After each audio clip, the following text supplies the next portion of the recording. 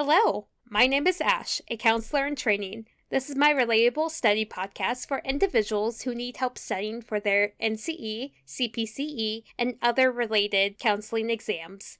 I'm going to go through many questions from multiple resources and make the answers relatable to both you and me. So get your listening ears on and let's get studying.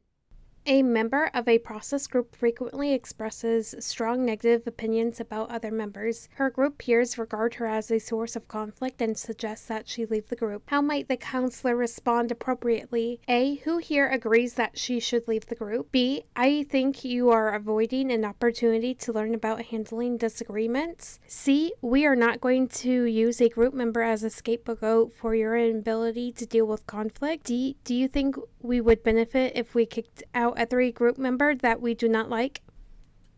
The answer is B. The counselor should respond, I think you are avoiding an opportunity to learn how to handle disagreements, because the member who is expressing strong negative opinions about other group members could be a viable resource for the other group members to learn how to use their conflict skills and learn how to handle disagreements appropriately. If the counselor suggests with a question that if we kicked every member out of the group that we don't like, there will be no group at all. And it also provides the same response with who here agrees that she should leave the group, because essentially it will lead to the same thing of having no group members. And then the answer, we are not going to use a group member as a scapegoat for your inability to deal with conflict, is directly confronting individuals who cannot work on their conflict skills and will diminish the rapport of the group.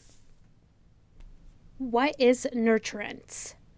Nurturance is providing care, support, and affection that will foster growth and well-being between individuals. Nurturance emphasizes affectionate caregiving. An example would be parents and children. The parents will provide care, support, and affection to their child to foster their growth and well-being.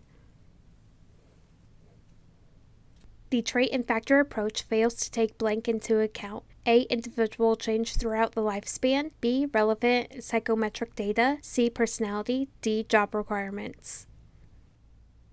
The answer is A. The trait and factor approach fails to take individual change throughout the lifespan into account. There is one other theory that explores change and development throughout the lifespan, and that is Erikson's developmental stage theory. But the trait and factor approach does take the relevant psychometric data, personality, and job requirements into account when counselors are helping individuals find and apply for jobs. What is object consistency?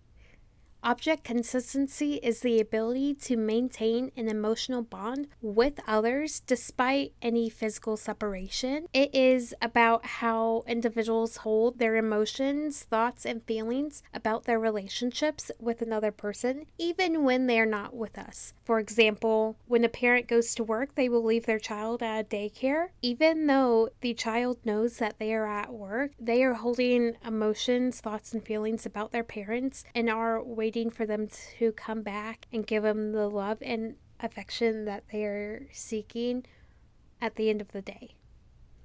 When counseling minors, which of the following is an ethical consideration? A. Automatically involve the parents or guardians in every session without the minor's consent. B. Keep all communication with the minor confidential regardless of the situation. C. Obtain informed consent from the parents or guardians while considering the minor's perspective and confidentiality. D. Prioritize the preference of the parents or guardians over the express needs of the minor.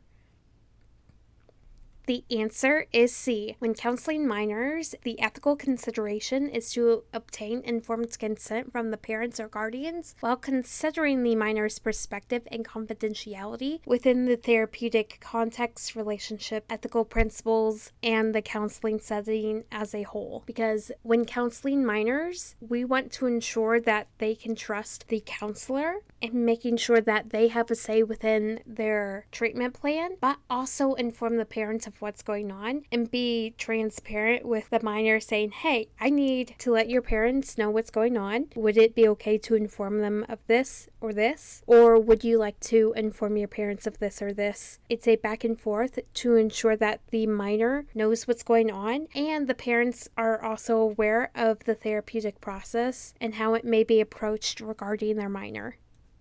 That is all 5 questions for this episode. Thank you for listening. Keep calm and study on.